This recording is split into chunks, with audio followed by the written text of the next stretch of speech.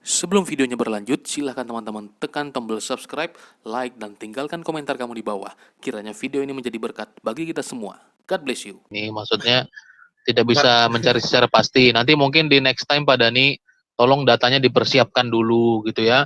Jadi Bapak Dani jangan siap untuk membela Zuma yang menurut kami ini dia adalah bukan orang yang cerdas, tapi Pak Dani tidak siap untuk mengcover ajarannya sendiri begitu. Nah, kalau tadi Pak Dani ngomong apologet, Pak Dani ini ngerti nggak apa itu apologet Pak Dani? Sebelum kita lanjut nih, saya sambil di jalan soalnya. Pak Dani ngerti nggak apa itu apologet Pak Dani? Apologet yang saya tahu ya berdasarkan pengetahuan yang ada di media sosial itu mempertahankan dalam Islam keimanan. ada itu.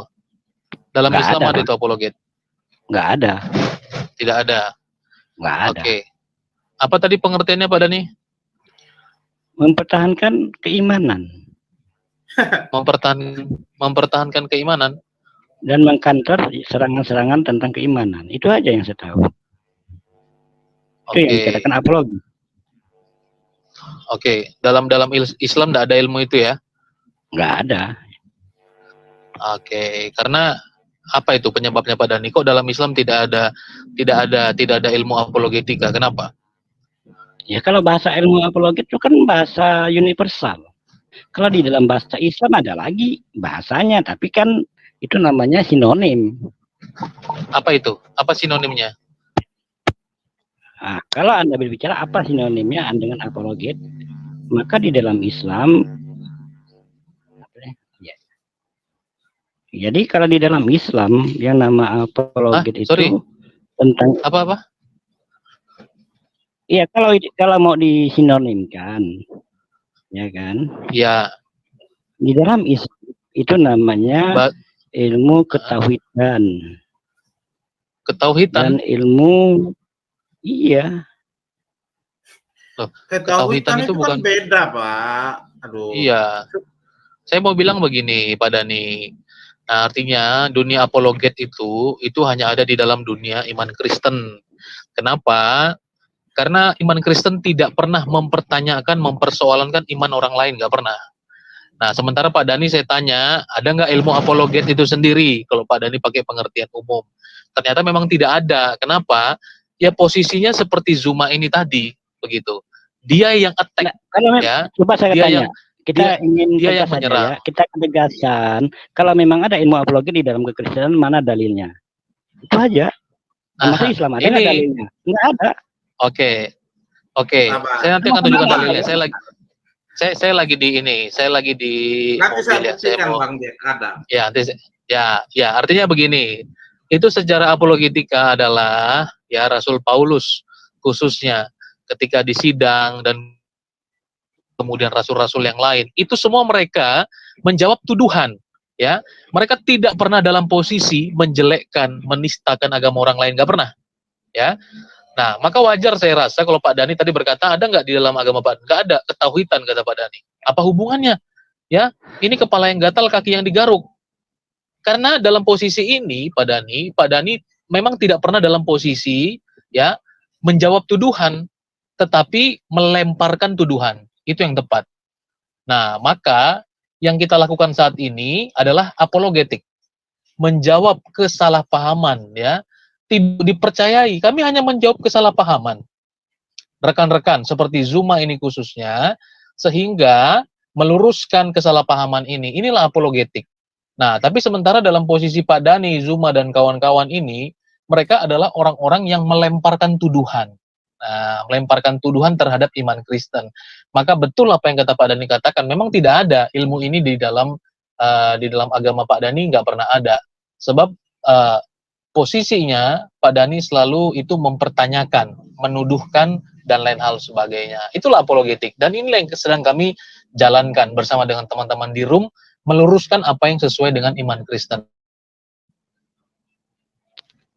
Iya, makanya kalau istilah apologet itu tidak ada di dalam Islam, istilahnya ya.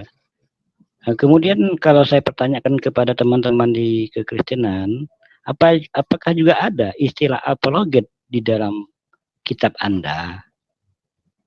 Itu aja. Ini muter-muter ya. Kalau memang ada, coba tunjukkan Sinonimnya ayatnya. apa? Pak Dani ngomong sinonimnya apa? Nah, kalau sinonimnya saya katakan di antaranya kan banyak. Tauhid. Dalam Al-Quran itu bicara tentang tauhid bisa, kemudian tentang ilmu kalam itu juga termasuk apologet.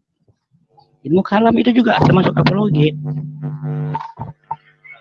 Itu namanya ilmu kalam. Bukan bahasa aslinya Bang, dalam bahasa Yunani itu ada apologia. Sabar. Ada Bang. Ya, iya makanya Pak Dani mempertanyakan itu. Kita jawab dari ada agamanya Pak Dani itu tidak ada. Silakan Pak Dani buka 1 Petrus 3 ayat 15. 1 Petrus 3 ayat 15. Sudah Pak Dani?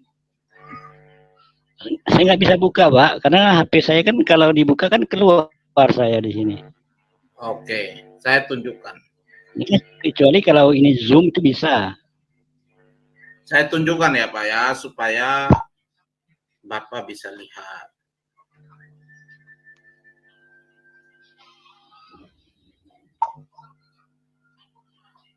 Oke, ini memberi pertanggungjawab. Tetapi kuduskanlah Kristus dalam hatimu sebagai Tuhan dan siap sedialah pada segala waktu untuk memberi pertanggungjawab. Saya lihat bahasa aslinya.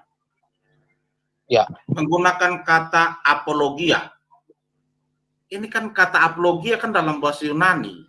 Yang diterjemahkan di dalam bahasa Indonesia apologetika. Sekarang Pak Dani mau buktikan apa lagi? Mau bukti apa lagi? Apologetika itu kan dari bahasa Yunani. Apologia. Yang diterjemahkan dalam bahasa Indonesia apologetika. Pak Dani mau ngomong apa sekarang? Saya sudah buktikan loh dari 1 Petrus 3 ayat 15. Tadi tampil nggak ayatnya, Jack? Tampil Bang. Cuma tampilnya sebentar aja, nggak bisa ditelaah. Tampilkan yang lama Bang, atau kalau perlu capture kasih Pak Dani. Iya, Oke, saya tampilkan dulu. ulang lagi. Saya tampilkan ulang lagi, nggak apa-apa. Supaya bisa ditelaah, supaya tidak salah kata. Ini sabar ya Pak Dani ya. Tetapi kuduskanlah Kristus dalam hatimu sebagai Tuhan dan siap sedialah pada segala waktu. Tampil nggak itu Pak Dani? Iya, tapi mana istilah apologetnya mana? Iya, ini kan bahasa Indonesia Pak. Untuk memberi pertanggungjawaban. Memberi pertanggungjawaban dalam bahasa aslinya, yaitu bahasa Yunani, itu jelas-jelas apologia. Yang di dalam bahasa Indonesianya apologetika. Nah, Pak Dani mau begini, ngomong Bang, maksudnya Pak Dani itu begini, di mana di dalam Alkitab bahasa Indonesia kata apologetika. Nah, Pak Dani itu terjemahan dari bahasa Yunani, yakni bahasa Alkitab itu sendiri, bahasa aslinya. Apologia itu diterjemahkan dalam bahasa Indonesia memberi pertanggungan jawab. Nah, gitu. Jadi dia itu memberikan jawaban ya terhadap pertanyaan-pertanyaan dan tuduhan. Itulah apologia. Nah, jadi dia bukan dalam posisi mempertanyakan, bukan dalam posisi menista agama orang lain, tapi dia dalam posisi mempertanggungjawabkan apa yang dia percayai. Nah, itulah apologia. Begitu mungkin Bang Ishak ya. Silahkan teman-teman tekan tombol subscribe, like, dan tinggalkan komentar kamu di bawah. Kiranya video ini menjadi berkat bagi kita semua. God bless you.